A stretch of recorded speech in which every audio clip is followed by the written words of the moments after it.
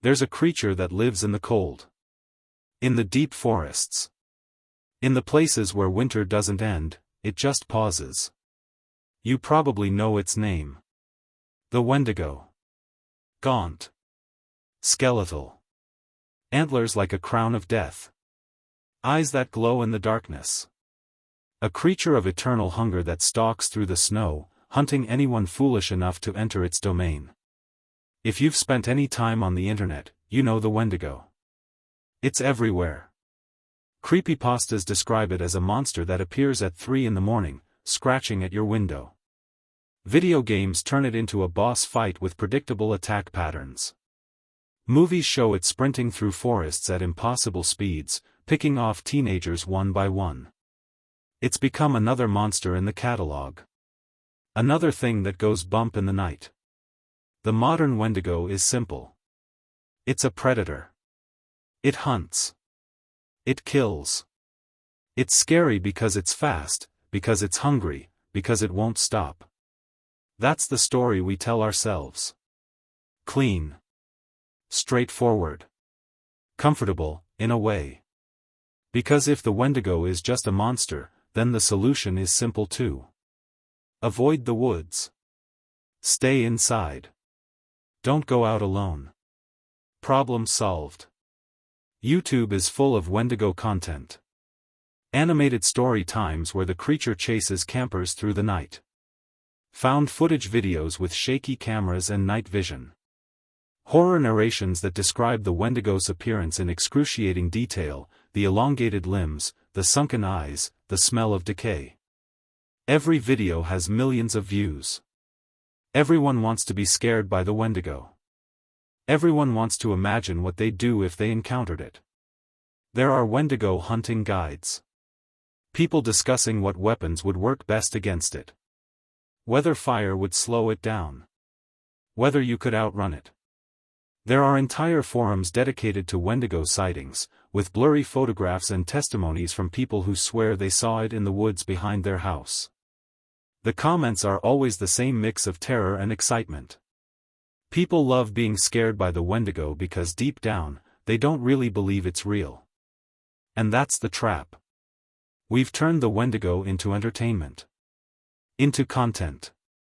Into a creature we can understand and categorize and safely fear from the comfort of our homes. We've stripped away its power by making it familiar. By making it just another entry in the monster encyclopedia, filed somewhere between werewolf and zombie. But here's the thing about stories that get passed around the internet, that get turned into movies and games and viral horror content. They get simplified. Smoothed down. The edges get filed off until what remains barely resembles the original. We take something ancient and complex and turn it into a jump scare. We take a warning and turn it into entertainment. We take something that was meant to make you look inward and turn it into something you can point at externally. The pop culture Wendigo has rules. It appears in specific places. It hunts in specific ways. If you follow the survival guide, if you know the lore, if you're smart enough, you can avoid it. You can survive it. You can even, in some stories, kill it. That's comforting. That gives us control. That makes the monster manageable. And somewhere in that process, we lose the truth. We lose the meaning. We lose the point entirely. Because the Wendigo was never supposed to be simple. It was never supposed to be just another monster lurking in the woods. The Wendigo was a mirror. A consequence. A line that should never be crossed. It wasn't designed to scare you into staying out of the forest. It was designed to scare you into staying human.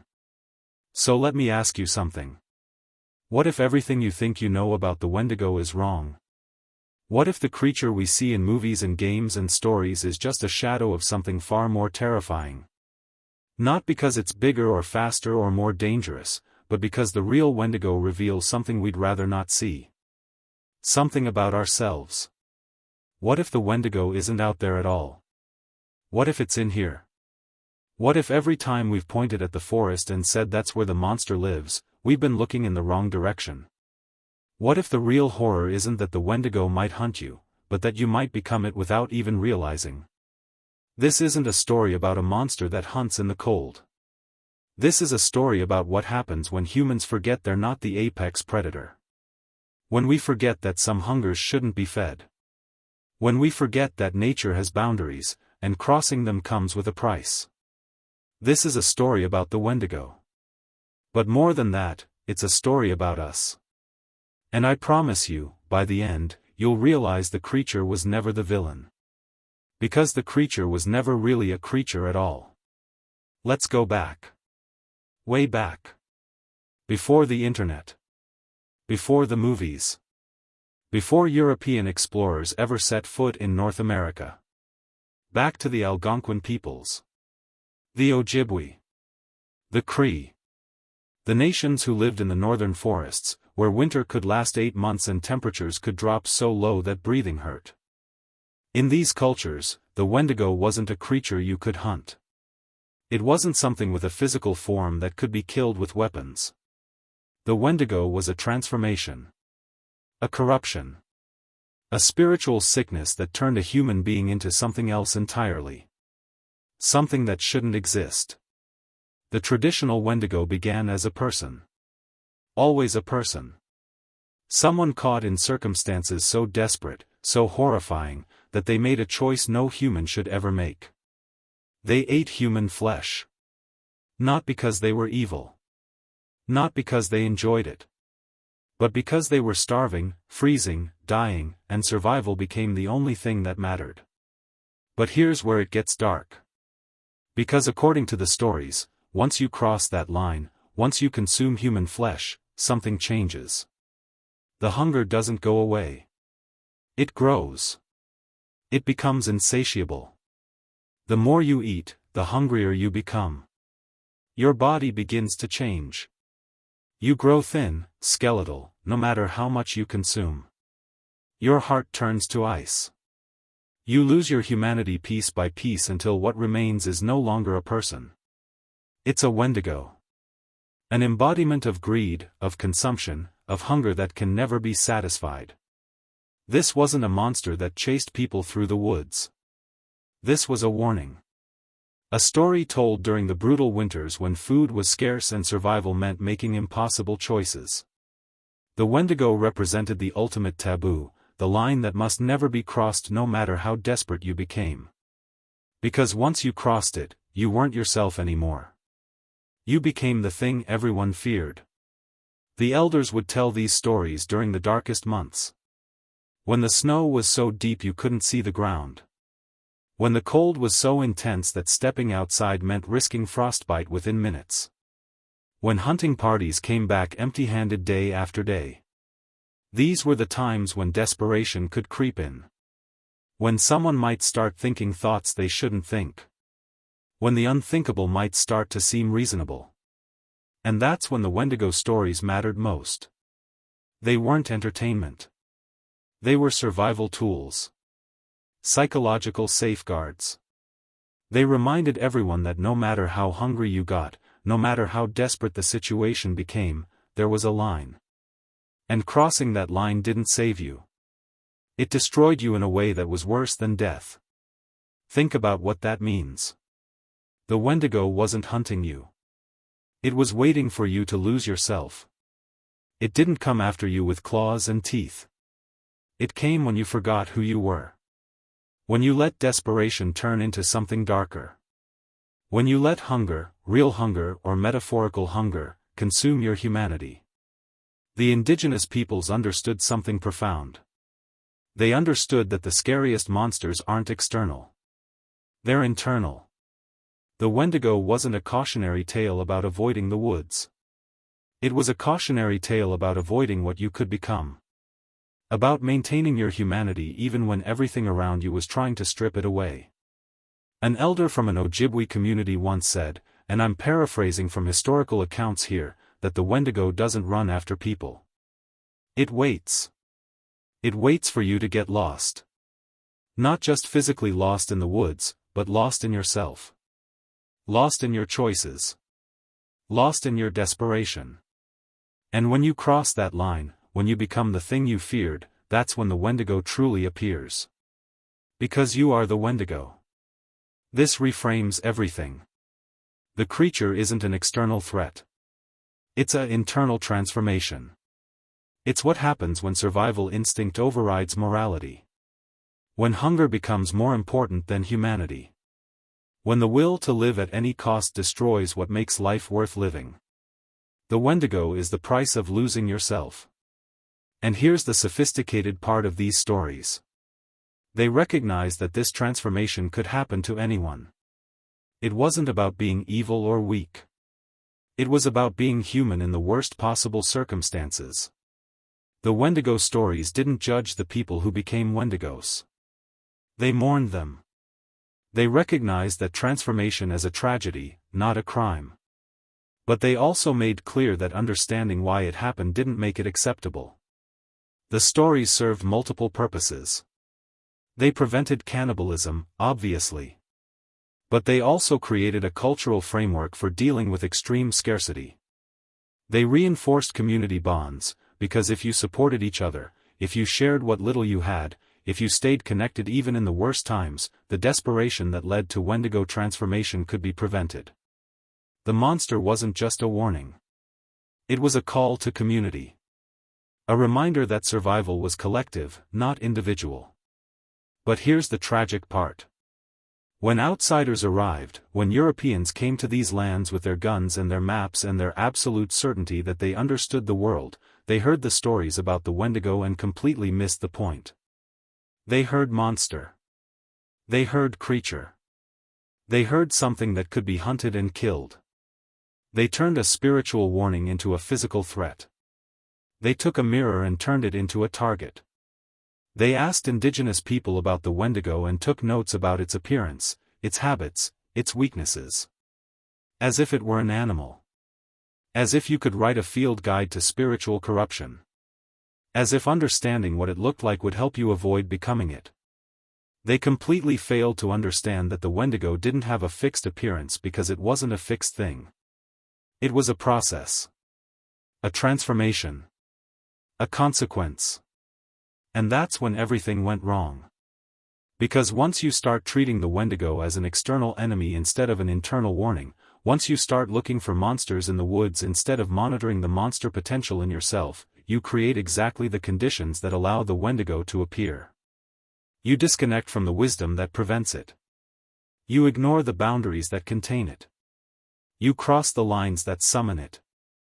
The indigenous people spent thousands of years understanding the Wendigo. Building cultural practices around preventing it. Creating social structures that guarded against it. And in a few decades, outsiders dismantled all of that by treating it as folklore. As superstition. As primitive belief that could be safely ignored by civilized people with superior knowledge. But the Wendigo didn't care about civilization. It didn't care about superiority. It only cared about one thing. Whether you crossed the line. And the newcomers crossed it constantly. The 1800s. The fur trade is booming. European and American trappers are pushing deeper into the northern territories. Military outposts are being established in places where humans were never meant to spend winter. And everyone is so confident. So sure that with enough guns, enough supplies, enough determination, they can conquer this wilderness. They can't. Winter in the northern forests is unlike anything most of these men have experienced. It's not just cold. It's a cold that seems alive. That seeps into your bones and doesn't leave. The kind of cold where your breath freezes before it fully leaves your lungs. Where the silence is so complete you can hear your own heartbeat. Where the darkness lasts so long you forget what sunlight feels like. It's the kind of environment that doesn't just challenge you physically. It challenges you psychologically. Spiritually. It strips away the veneer of civilization and leaves you with nothing but the question of who you really are when everything is taken away. And in this environment, cut off from supply lines, isolated in tiny outposts and camps, people start to crack. Food runs out. Hunting parties don't return. The cold makes everything harder, slower, more desperate. Days blur together. The monotony becomes oppressive. You're trapped with the same few people for months. No escape. No relief. No end in sight. And then the stories start. Stories about men who changed. Men who looked at their companions with a hunger that had nothing to do with friendship or survival in the normal sense. The indigenous peoples who still lived in these territories saw it happening. They warned the newcomers. They tried to explain about the Wendigo, about the boundaries, about the cultural practices that kept people safe. But the warnings were dismissed as superstition. As primitive thinking. As stories meant to scare children. The Europeans and Americans believed in science, in rationality, in the power of human will to overcome any obstacle. They didn't believe in spiritual corruption or moral boundaries written into the fabric of reality itself. And then the cases started appearing in official records. Real cases. Documented cases. Cases that couldn't be dismissed or explained away easily. Men who committed acts that defied understanding. Acts that seemed to confirm exactly what the indigenous peoples had been warning about. In 1879, there was a case that made it into official records. A Cree man named Swift Runner. He lived near Fort Saskatchewan in what's now Alberta, Canada. When spring came and the trading posts reopened, Swift Runner walked in alone. His entire family, wife, 6 children, brother, all gone. He said they starved during the winter. That there was no food. That he tried everything to save them but failed. The officials were sympathetic at first. Winter starvation was common enough. Tragic, but understandable. But then someone found the camp. Found the bones. Found the evidence of what had actually happened. Swift Runner had killed and eaten his entire family. Not in one desperate moment of survival. Not in a sudden break with sanity. But over the course of months. Methodically. Deliberately. Carefully. He had consumed them one by one while he himself grew stronger, healthier, more well-fed. This wasn't survival cannibalism born of desperation. This was something else entirely. When they arrested him and brought him in for questioning, Swift Runner told them something that terrified everyone who heard it. He said he couldn't stop eating. That the more he ate, the hungrier he became. That something had changed inside him after the first time. That he wasn't human anymore. That he had become something else. Something that only understood hunger. He described the sensation in detail. The way the hunger grew. The way it consumed his thoughts. The way it eventually became the only thing that mattered. The authorities called it insanity. They called it a psychotic break. They called it cannibalism driven by mental illness. They executed him in December 1879 and filed it away as a tragic case of a man losing his mind in the wilderness. Case closed. Problem solved. Nothing to see here. Just another example of how the harsh environment could break the human mind. But the indigenous people who heard the story knew exactly what had happened. Swift Runner had become a Wendigo. He had crossed the line, and there was no coming back. They had seen it before. They had stories about it. They had cultural frameworks for understanding it and preventing it. But those frameworks had been dismissed by the newcomers as primitive superstition. And now here was the consequence, written in official records, undeniable and horrifying. And Swift Runner wasn't an isolated case. Throughout the late 1800s and early 1900s, similar cases appeared. A trapper found in his cabin, alone, surrounded by evidence of cannibalism, claiming he couldn't control the hunger. A group of prospectors, one of whom turned on the others during a harsh winter and had to be restrained. A military expedition where men started looking at each other differently after weeks without food. The pattern was there. The Wendigo was appearing. Not as a creature in the woods, but as a transformation in people who crossed the line. But here's what the colonizers didn't understand, and this is crucial. They thought the Wendigo was the problem. They thought if they could identify it, contain it, kill it, they could solve it. They completely missed the fact that the Wendigo wasn't a cause. It was a consequence. It appeared where humans pushed too far. Where greed overtook wisdom. Where people invaded spaces they weren't meant to inhabit without respect or preparation or understanding. The indigenous peoples had lived in these territories for thousands of years. They understood the balance. They knew the limits. They had systems in place. Cultural safeguards. Spiritual practices designed to prevent exactly this kind of corruption. The Wendigo story wasn't just entertainment around a fire. It was education. It was survival knowledge passed down through generations. Don't let hunger consume you. Don't let greed take over. Don't isolate yourself from community. Don't cross certain lines. These weren't arbitrary rules. They were hard-won wisdom about how to remain human in an environment that constantly tested your humanity. But the newcomers didn't ask what the Wendigo meant. They didn't ask how to prevent it. They didn't ask what cultural practices might protect against it. They asked how to kill it. They asked where it lived so they could hunt it. They asked what weapons would work against it. They treated it like any other animal that needed to be brought under control. Like a bear or a wolf.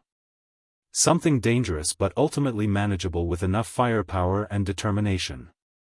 And in doing so, they completely missed the point. The Wendigo wasn't something to be hunted. It was something to be prevented. By not becoming it in the first place. By respecting boundaries. By maintaining community. By understanding that some hungers shouldn't be fed. By recognizing that humans aren't separate from nature, above its rules, exempt from its consequences. And this is where the story starts to shift.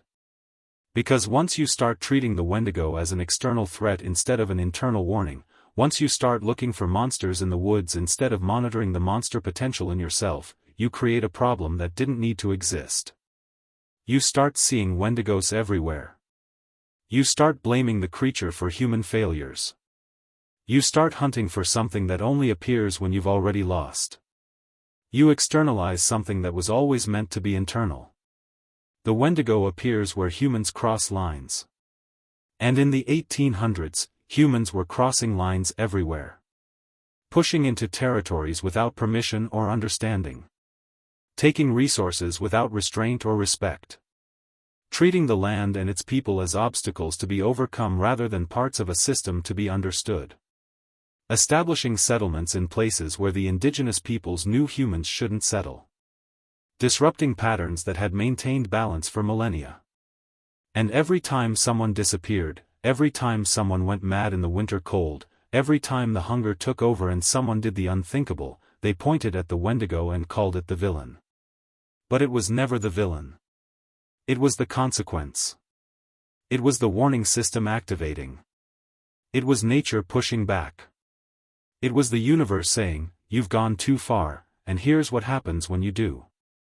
The real question nobody wanted to ask was simple and terrifying. What were we doing that made the Wendigo appear in the first place? What boundaries were we crossing?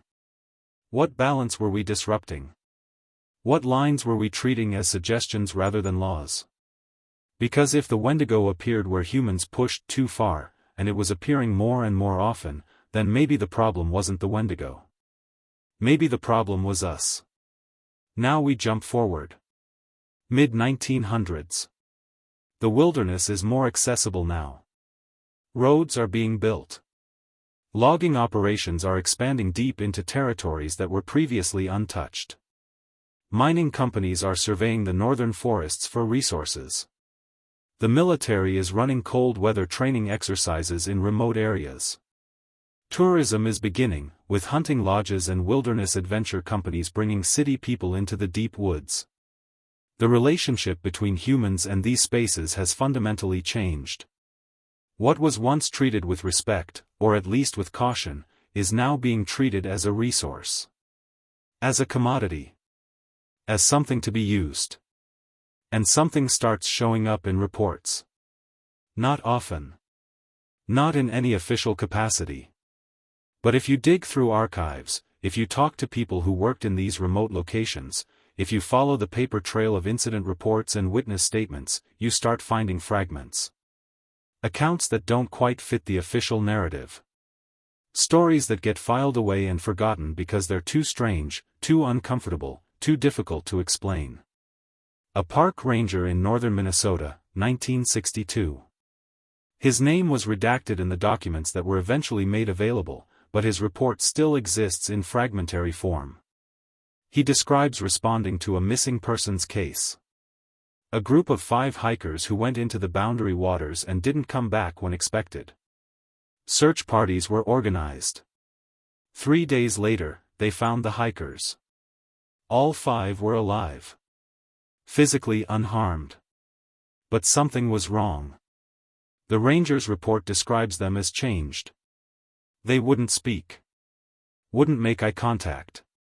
Refused food when offered. Just sat there staring at the trees with what he described as an expression of hunger. Not physical hunger. Something else. Something deeper.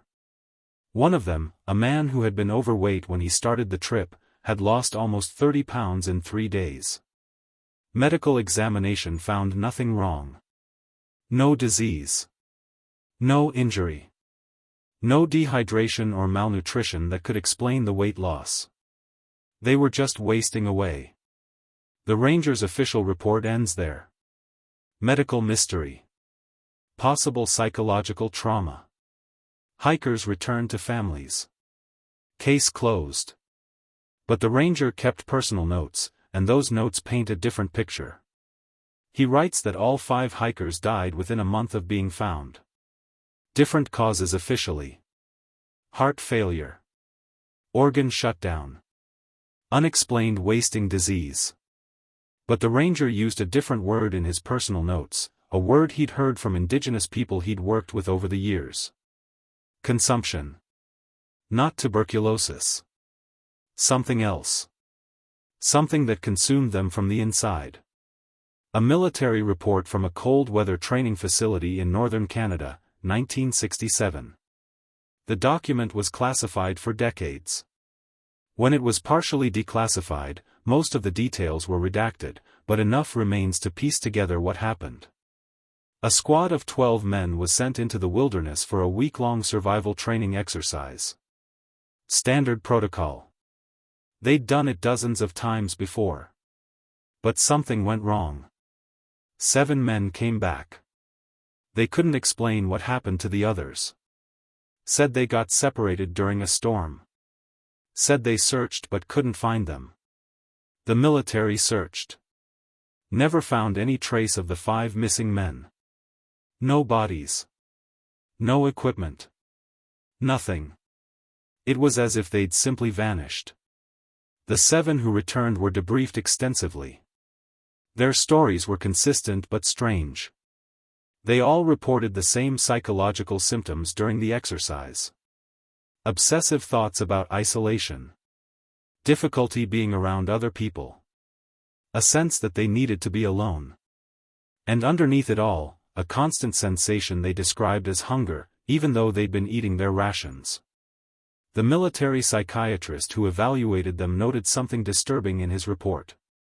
He wrote that the men seemed to be fighting something. Some kind of compulsion they couldn't fully articulate. They wanted to go back into the wilderness. They wanted to be alone. But they also knew, somehow, that if they did go back, they wouldn't return. The psychiatrist recommended immediate discharge and long-term psychological monitoring. The military discharged all 7 men and classified the entire incident. The official story was that 5 men died in a training accident and the details were classified for national security reasons.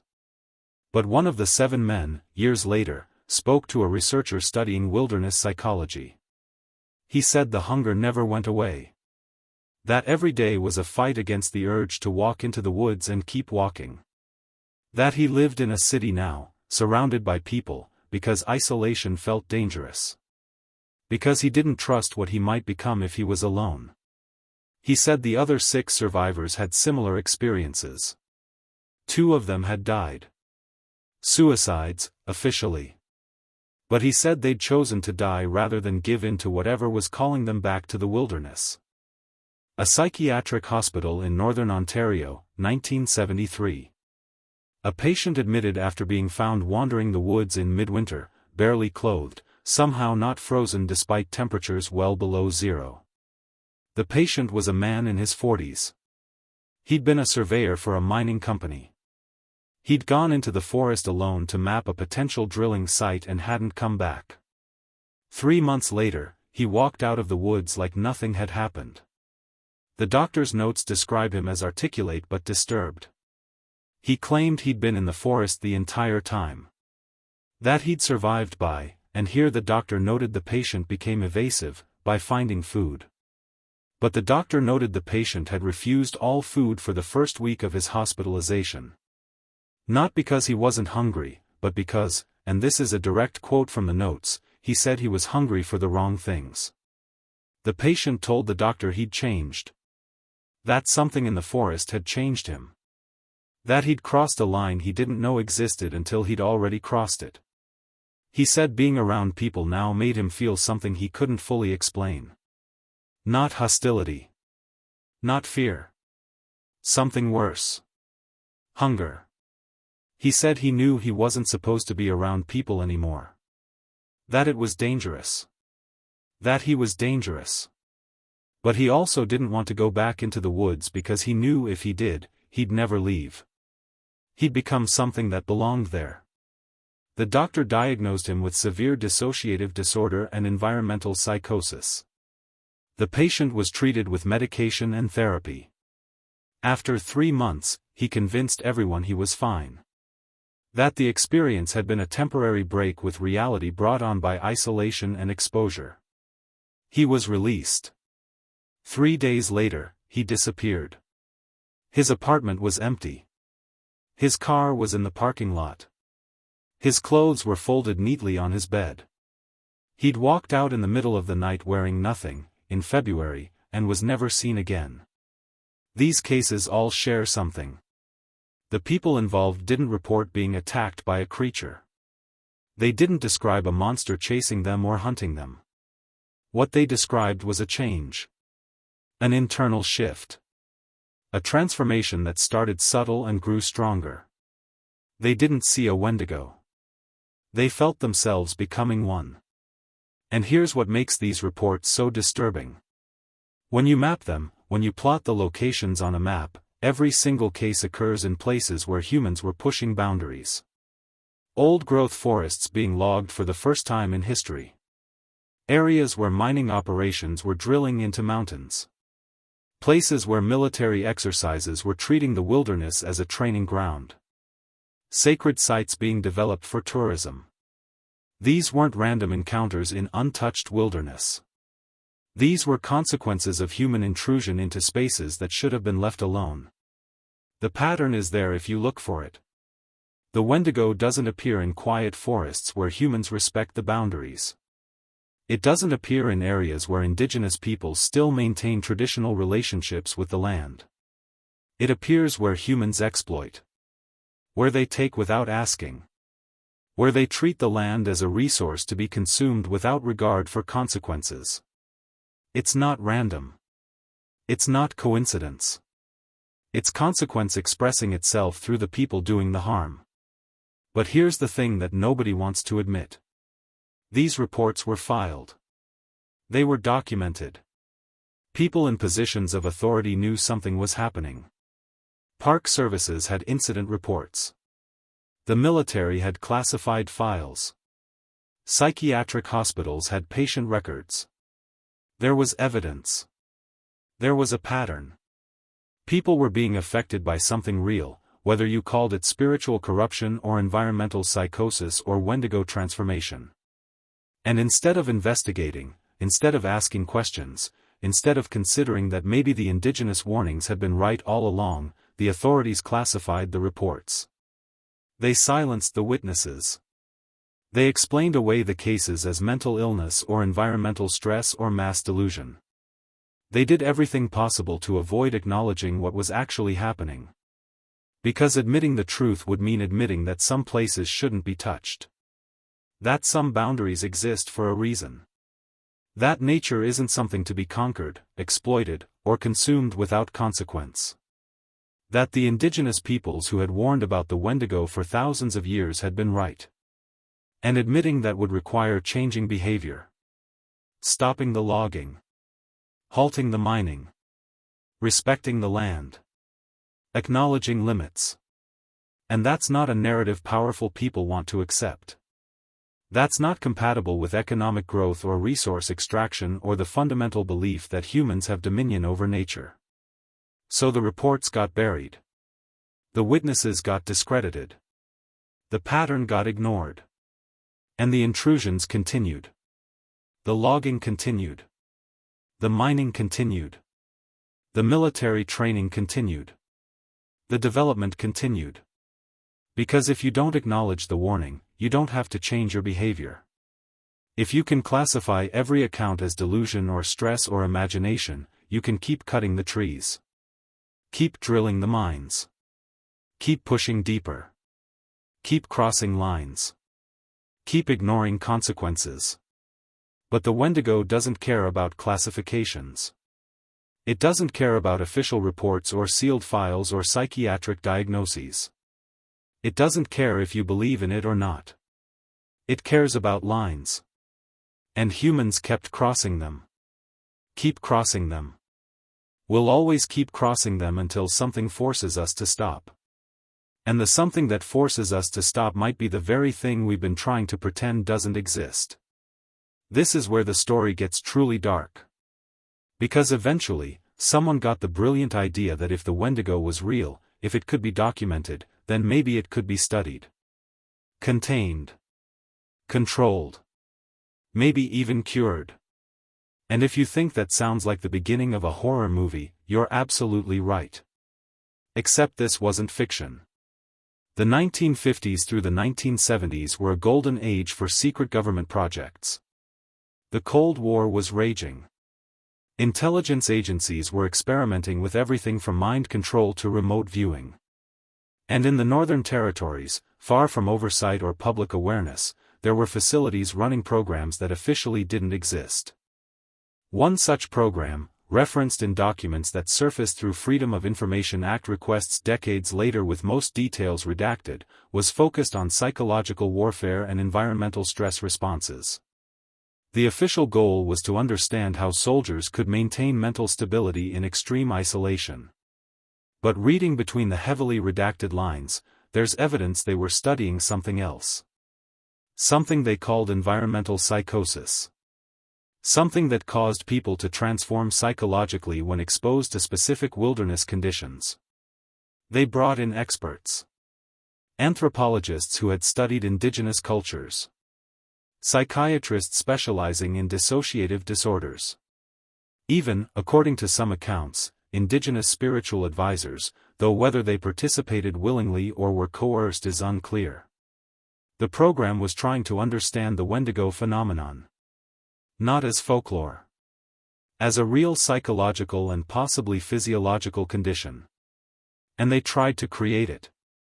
They took volunteers, sometimes military personnel, sometimes civilians recruited under false pretenses, and subjected them to extreme conditions. Isolation. Starvation. Exposure to cold. Psychological stress. They were trying to trigger the transformation. To see if they could turn someone into a Wendigo under controlled circumstances.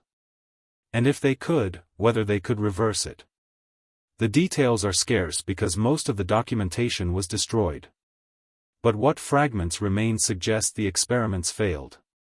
Not because they couldn't trigger the change. But because once it started, they couldn't control it. Subjects became violent. Not toward their captors specifically, but toward everyone. They had to be isolated in containment. And even then, they found ways to harm themselves. Several subjects died. Others were kept in isolation for years. The program was eventually shut down, not because of ethical concerns, but because it was producing no usable intelligence. The project was a failure. But here's the truly horrifying part. The Wendigo never attacked anyone directly. Every casualty, every violent incident, every death was self-inflicted or caused by another human subject. The transformation didn't make people into predatory monsters. It made them into something worse. It made them into beings of pure consumption who turned that hunger inward. They consumed themselves. Apparently, trapping a hunger spirit in concrete and calling it science didn't solve the problem.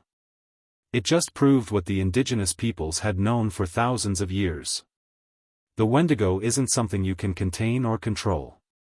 It's something you prevent by not crossing the line in the first place. And yet, even after these programs failed, even after people died and evidence was sealed and everyone involved was sworn to secrecy, the intrusions didn't stop. The logging continued. The mining continued. The military training exercises continued. Because acknowledging the Wendigo would mean acknowledging limits. And acknowledging limits would mean accepting that human ambition has boundaries. That's not something powerful people want to hear. So they buried the evidence. Classified the reports. Discredited the witnesses. And kept pushing forward. The Wendigo became a footnote. A curiosity. A piece of folklore that could be safely ignored because officially, it wasn't real. But the people who worked those programs, the ones who survived, they knew better. There are stories, unverifiable but persistent, of researchers from those projects who refused to go back into wilderness areas. Who developed phobias of isolation. Who insisted on living in cities, surrounded by people, for the rest of their lives. They'd seen something. Understood something. And they wanted nothing to do with it ever again. The Wendigo doesn't need to hunt. It just waits for humans to cross the line. And when they do, it shows them exactly what they've become. So let's step back. Let's look at the full picture. Because here's what we've learned. The Wendigo isn't a creature that hunts innocent people for sport. It isn't a monster that kills because it's evil or hungry or territorial. The Wendigo is a consequence. A manifestation. A reflection of human behavior when it crosses certain fundamental boundaries. The Wendigo appears where there is greed. Where consumption becomes endless. Where people take and take and take without ever being satisfied. It appears where humans treat nature as a resource to be exploited rather than a system to be respected. It appears where people forget that they are part of the ecosystem, not separate from it. Not above it. Think about every story we've covered. Swift runner, consuming his family and never feeling full. The modern reports of people transforming in areas of industrial exploitation. The government programs trying to capture and control something that can't be controlled. Every single instance has the same root cause. Humans crossing a line. Humans taking too much. Humans forgetting their place. The indigenous peoples understood this. The Wendigo wasn't a monster to them. It was a warning system. A spiritual guardian. It said, stop here. Don't go further. Don't become this. It was the ultimate cautionary tale, told around fires during brutal winters, reminding everyone that survival had limits. That desperation was not an excuse for losing your humanity. That some hungers should never be fed. An elder, speaking to anthropologists in the 1920s, said something profound. He said the Wendigo doesn't come when the forest is in danger. It comes when man forgets he is part of the forest. When man starts to see himself as separate. As superior.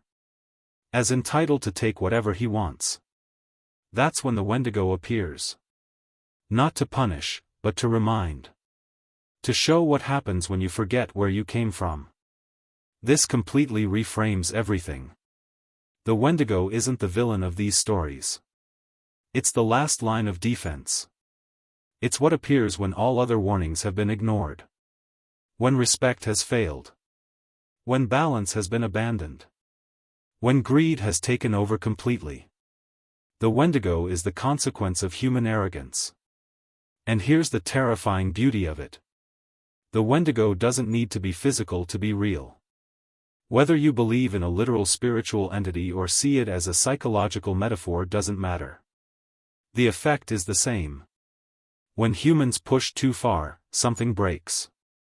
Sometimes it breaks in an individual, turning them into a shell of endless consumption. Sometimes it breaks in a community, as resources are exploited and people turn on each other. Sometimes it breaks in the land itself, as ecosystems collapse under the weight of human greed. The Wendigo is all of these things. It's the starvation that comes from depleting resources. It's the madness that comes from isolation and desperation. It's the emptiness that comes from consuming without purpose. It's the consequence of treating the world as something to be conquered rather than something to be part of. Modern society is creating Wendigos every day.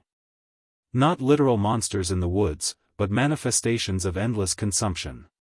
Corporations that grow and never have enough profit. Individuals who accumulate wealth and power and are never satisfied.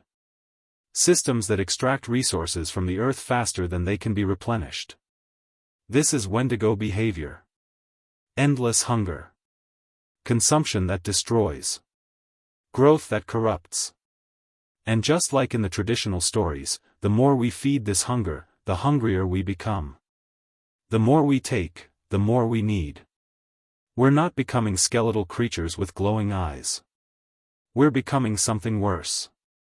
We're becoming a civilization of consumption that can never be satisfied. That will take until there's nothing left to take. The Wendigo was never the villain. It was the warning. And we didn't listen. So here we are. The end of the story. Except it's not really the end, is it? Because the Wendigo was never defeated. It can't be defeated. Because the Wendigo isn't an enemy to be conquered. It's a consequence to be avoided. And we're not avoiding it. We're running straight toward it. Think about everything we've covered. The traditional stories warning about the corruption of endless hunger. The historical accounts of people transforming in places where boundaries were crossed. The modern reports of individuals changing when surrounded by exploitation and greed. The failed attempts to capture and control what can't be controlled. All of it points to one simple truth. The Wendigo appears when humans forget their limits. And right now, collectively, as a species, we've forgotten our limits entirely. We clear forests without asking what lives there. We drill into mountains without considering what we're disturbing. We consume resources at a rate that eclipses sustainability. We build and expand and grow without ever asking if we should. We've turned growth itself into a virtue, never mind that infinite growth in a finite system is the definition of cancer. This is Wendigo behavior. This is the same hunger that turns a person into a shell of consumption. Except now it's not happening to individuals in isolated winter camps. It's happening to entire societies. We've built economic systems predicated on endless growth. Political systems that reward expansion. Social systems that measure success by acquisition. We've made the Wendigo the foundation of modern civilization. And just like in the stories, the more we consume, the hungrier we become. We have more than any previous generation in human history, and we're more anxious, more dissatisfied, more desperate for more. We've become the thing the stories warned about. We've crossed the line. And the consequences are starting to show. Climate collapse. Resource depletion. Ecosystem breakdown. These aren't abstract environmental issues. They're the same pattern the Wendigo represents. Taking without replenishing. Consuming without restraint. Growing without wisdom. We're experiencing a planetary Wendigo transformation. And just like in the individual cases, the hunger keeps growing. We can't seem to stop. The tragedy is that we were warned. Not just by indigenous peoples, though they certainly tried to tell us. But by the pattern itself. Every time someone crossed the line, every time the Wendigo appeared, it was a signal. A chance to stop and reconsider. To pull back. To ask if maybe, just maybe, we were going too far. But we classified the reports. Buried the evidence. Called it superstition or delusion or primitive thinking. And kept going. The real villain of this story isn't a creature in the woods. It's the arrogance that makes us think we're exempt from consequences. It's the greed that tells us more is always better. It's the disconnection that makes us forget we're part of nature, not separate from it. The real villain is human exceptionalism. The belief that we're above the rules. That we can take without giving. That we can consume without cost. And that villain is still here. Still driving decisions. Still pushing us to cross lines. Still telling us that the warnings don't apply to us. That we're smart enough, advanced enough, powerful enough to overcome any consequence. We're not. The Wendigo never needed to hunt us. We were always hunting ourselves. Every cleared forest is us consuming our own future. Every depleted resource is us eating our children's inheritance. Every ignored warning is us choosing hunger over wisdom. We've become the monster we feared. And unlike the stories, there's no outside force to stop us. There's just us, staring into the mirror, refusing to see what we've become. Here's the final truth. The Wendigo isn't about a monster in the woods. It never was. It's about a hunger that can't be satisfied. A consumption that can't be stopped. A transformation that happens so gradually you don't notice until it's too late. And right now, collectively, we're in the middle of that transformation. The question isn't whether the Wendigo is real. The question is whether we'll recognize it in ourselves before it's too late. Will we see the hunger for what it is? Will we understand that some lines exist for a reason? Will we remember that we're part of this world, not separate from it, and that consuming it means consuming ourselves? Or will we keep going? Keep taking? Keep growing? Keep consuming until there's nothing left? Keep telling ourselves that the warnings don't apply to us? That we're different? That we're special? The Wendigo appears where humans cross lines. And we've crossed so many lines we've forgotten what boundaries even look like. The creature was never the villain. We were. We are. And as long as we maintain this hunger that has nothing to do with survival and everything to do with greed, as long as we keep consuming without conscience, the Wendigo doesn't need to hunt. We're doing its work for it. The forest is quiet tonight. The wind still howls. The cold still seeps. And somewhere, in places where humans pushed too far, the Wendigo waits. Not as a creature. Not as a monster. But as a consequence. As a reflection. As a warning we refuse to hear. As long as there is hunger that doesn't come from the stomach, hunger that comes from greed and arrogance and the belief that we can take without consequence, the Wendigo will be here. Not in the woods. In us. Waiting for the moment we finally look in the mirror and see what we've become. The creature was never the villain. The creature was the warning. And we mistook the warning for a threat. We hunted the messenger and ignored the message. We turned a guardian into a monster and then wondered why the boundaries kept disappearing. The Wendigo is still here. It never left. Because we never stopped crossing the line. And until we do, until we remember that some hungers shouldn't be fed, that some growth is corruption, that some boundaries exist for a reason, the story won't end. It will just keep repeating. Again and again. In different forms. In different places. In different people. The same hunger. The same transformation. The same consequence. The Wendigo was never the villain. But we might be. And that's the most terrifying revelation of all.